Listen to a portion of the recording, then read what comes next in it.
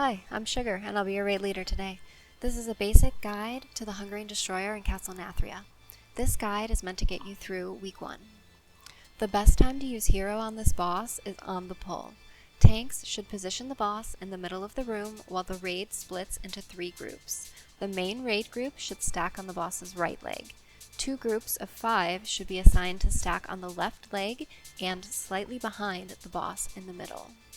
The 2 smaller groups will be used for players who have gluttonous miasma debuff, since they can't be healed directly. They will have to stand in these groups to leech HP from fellow players to survive.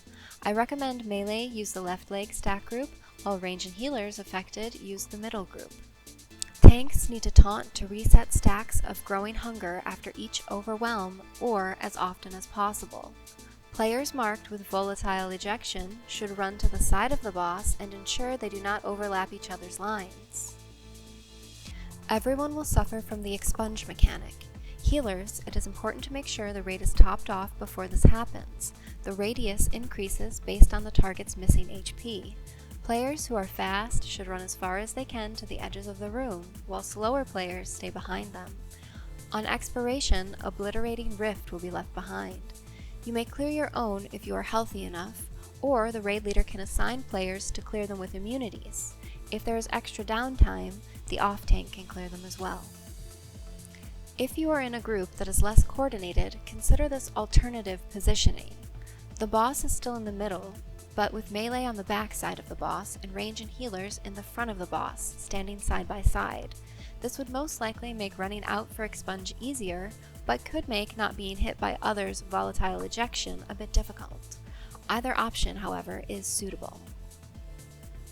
At 100 mana, Phase 2 begins. Tanks will want to drag the boss to the edge of the room shortly before this happens.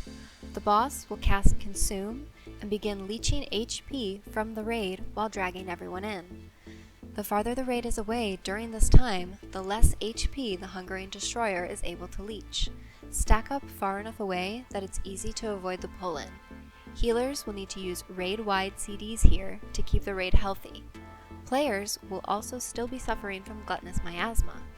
Any obliterating rifts that were not cleared will remain up. Do not clear them during Consume.